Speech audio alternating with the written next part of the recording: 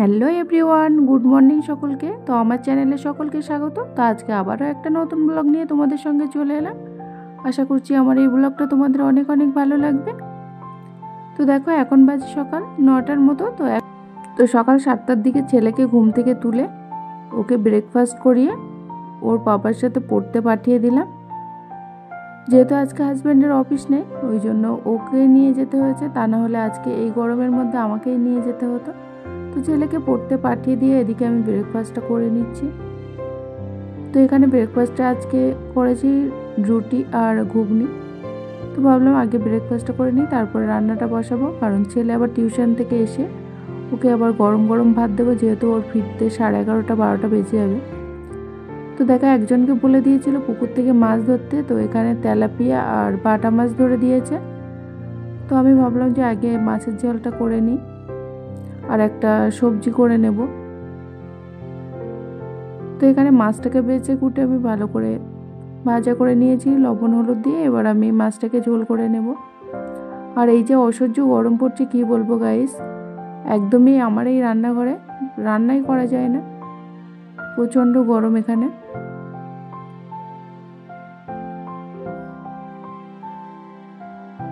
তো আমি রান্নার কাজটা আগে কমপ্লিট করে নেব, তারপরে ঘরের কাজগুলো বাকি আছে অনেকটাই। ভাবলাম আগে রান্নাটা কমপ্লিট করে নিই, তারপরে ঘরের কাজটা কমপ্লিট করব। তো এখানে রান্নাটা বসিয়ে দিয়েছি, এদিকে মাছের ঝালটা বসিয়ে দিয়েছি।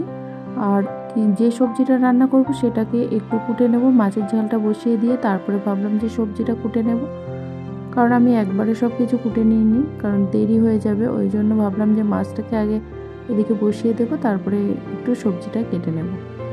এই যে এদিকে জল দিয়ে দিলাম মাছের মধ্যে, দিয়ে আমি কিছুক্ষণের জন্য এটাকে ঢাকনা দিয়ে ঢেকে দেব, মাছটা যতক্ষণ সিদ্ধ না হবে।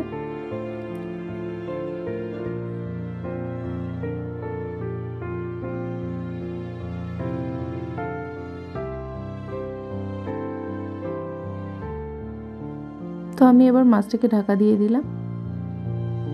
আর এদিকে ভাতটা প্রায় হয়ে এসছে। তো আমি এদিকে মাছটা বসিয়ে দিলাম, আর এখানে কুটে নিলাম বেগুন। আর ফ্রিজে একটু অল্প মাংস ছিল, মাংসটা কদিন ধরে আছে, ভাবছি রান্নাটা করে ফেলি। আর এখানে মাছের ঝালটাও কমপ্লিট হয়ে গেছে। আর এদিকে অলরেডি বসিয়ে দিয়েছি বেগুনটা হালকা করে একটু ঝোল করব আলু দিয়ে। তো বেগুনটা বসিয়ে দিলাম। ঝটপট রান্নাগুলো এদিকে আমার করে নিতে হবে, কারণ ছেলে চলে এলে ওকে খাওয়াতে আবার দেরি হয়ে যাবে। তো মাংসটা ভাবলাম মাংসটাকেও একটু চাপিয়ে দিয়ে এদিকটায় পরপর রান্নাগুলো আগে কমপ্লিট করে নিই, তারপরে ঘরের কাজই প্রচুর বাকি আছে। যেহেতু একা হাতে সব কিছুই করতে হয়, কোনো হেল্পিং হ্যান্ড নেই। এই গরমের মধ্যে একটু কষ্ট তো অবশ্যই হয়, কিন্তু কি করব, একা হাতে সব কিছু তো নিজেকেই সামলাতে হয়।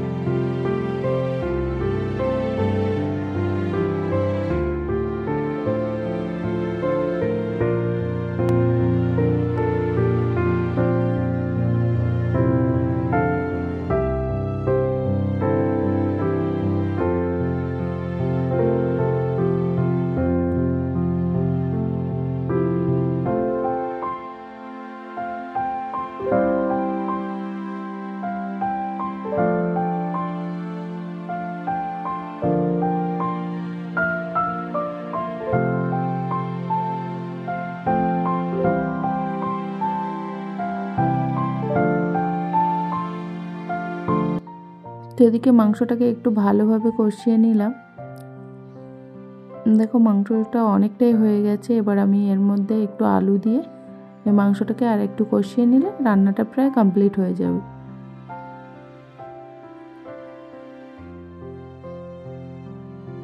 তো এদিকে মোটামুটি আমার রান্নাটাও কমপ্লিট হয়ে গেছে। আমি ঘরে চলে এসেছি। দেখো কতগুলো জামা কাপড় বার করেছি। এগুলো আগে 2 দিন কেচে রেখেছি, কিন্তু একদমই গোছানোর সময় পাইনি, কারণ আগে 2 দিন ছেলেকে টিউশনেতে নিয়ে যেতে হয়েছে। জামা কাপড়গুলো সবগুলোকে একটু গুছিয়ে নিই। তো দেখো এখানে হাজব্যান্ডের জামা কাপড়গুলো এখানে ওর আলমারিতে ভাঁজ করে দিচ্ছি। বেরিয়ে আসার পর থেকে কদিন ধরেই জামা কাপড়গুলো কিছুটা কেচে বাইরে রাখা ছিল, একদমই গোছাবো করে একদমই টাইম হচ্ছিল না। তো ভাবলাম আজকে যেহেতু ওর বাবা ওকে নিয়ে গেছে, তো আমার সকাল টাইমটায় একদমই রান্নাবান্নার পরে কিছু টাইমটা খালি আছে, তো ভাবলাম এই সময়টায় আমি এই জামা কাপড়গুলো একটু গুছিয়ে নিই। তো এই যে সব কিছুকে ঠিকঠাক করে গুছিয়ে দিচ্ছি এদিকটায়। জামা কাপড়গুলো আগের দিনে আয়রন করে কমপ্লিট করে রেখেছিলাম। আর এদিকে ফুলদানিগুলোও ড্রেসিং টেবিলটা মুছে নিলাম ভালো করে, মুছে ফুলদানিগুলোও সুন্দর করে এখানে সেট করে দিচ্ছি, কারণ কদিন ধরে একদমই ড্রেসিং টেবিলটা মোছা হচ্ছিল না। কারণ সকালে যাচ্ছিলাম আর ফিরছিলাম সন্ধ্যার দিকে। বসের বাড়িতেও কিছু কাজ ছিল, আমি সেগুলো কমপ্লিট করছিলাম ওদিকে, ওই জন্য বাড়ির কাজ কিছুটা বাকি ছিল, তো সেগুলো আজকে একটু ঝেড়ে মুছে কমপ্লিট করে নিলাম।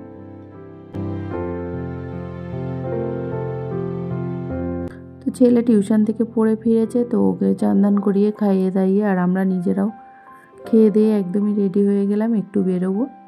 তো তোমরা দেখলেই বুঝতে পারবে যে কোথায় যাচ্ছি কি করছি।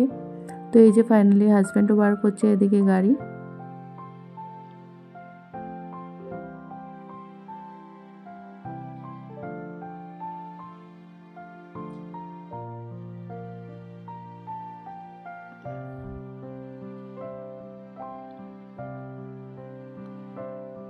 এত গরম পড়ছে গাইস, কি বলবো, বাইরে বেরোনোর মতো অবস্থায় নেই, তবু আমাদের একটু যেতে হচ্ছে।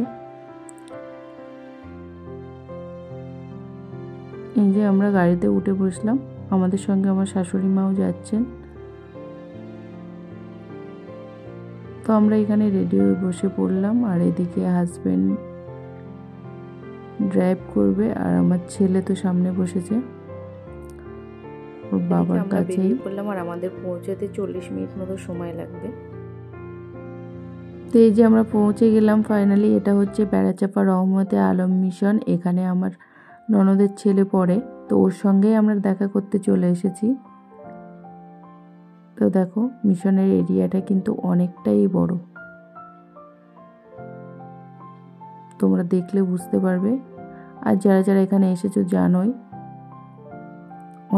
কারণ অনেকের বাচ্চা তো এই মিশনে পড়ে, তো যাদের যাদের বাচ্চা পড়ে অনেকেই জানে যে এই মিশনের এরিয়াটা কতটাই বড়। আমার কিন্তু এই মিশনটা খুবই ভালো লাগে, কারণ খুব সুন্দর, একদমই পরিষ্কার পরিচ্ছন্ন এবং এরিয়াটা অনেকটাই বড়, খোলামেলা। এর পরিবেশটা আমার খুবই ভালো লাগে।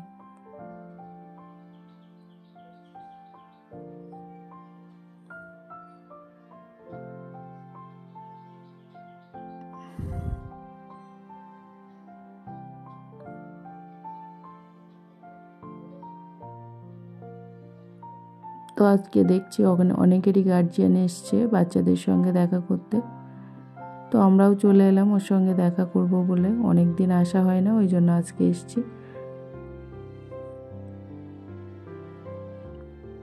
তো ওকে ডেকে নিলাম আর আমরা সবাই মিলে এখানে আইসক্রিম খাচ্ছি, কারণ এখানে ননদ নন্দাই সবাই এসেছিলো, তো সবাই মিলে আমরা এই গরমের মধ্যে ভাবলাম আগে একটা করে আইসক্রিম খাই। তো সবাই মিলে আমরা এখানে দাঁড়িয়ে আইসক্রিমটা খেয়ে নিচ্ছি। তো আমরা একটু রাত করে ঘোরাঘুরি করে বাড়ি ফিরে এলাম। তো এখন অনেক রাত হয়ে গেছে, রাত 10টার মতো, 10টা বাজতে যায়, 10টা বাজতে 10 মিনিট মতো বাকি আছে। তো আমরা ফাইনালি বাড়ি এসে ফ্রেশ হয়ে আমরা একেবারে আসার সময় খাওয়ার দাওয়া নিয়ে চলে এসেছিলাম, তো সেটা খেতে বসে পড়লাম। কারণ ওই রাত্রে এসে আর রান্নার মতো এনার্জিও ছিল না এই গরমে। তো আমি বললাম যে আজকে রুটি আর তড়কা নিয়ে চলো, তো আজকে আসার পথে আমরা রুটি আর তড়কা নিয়ে চলে এলাম। ডিনার করতে বসে পড়েছি, আর তড়কাটা কিন্তু দুর্দান্ত হয়েছিল। তো যাই হোক, ভিডিওটা আর বেশি বড় করছি না। তো আমার আজকের ভিডিও যদি তোমাদের একটুও ভালো লেগে থাকে অবশ্যই একটু লাইক করবে, আর যারা এখনও পর্যন্ত আমার চ্যানেলটি সাবস্ক্রাইব করনি অবশ্যই আমার চ্যানেলটি সাবস্ক্রাইব করে দেবে। তো দেখা হচ্ছে নেক্সট অন্য কোনো ভিডিও নিয়ে। তো সেই পর্যন্ত সবাই ভালো থাকবে, সুস্থ থাকবে, দেখা হচ্ছে পরের ভিডিওতে। আল্লাহ হাফেজ।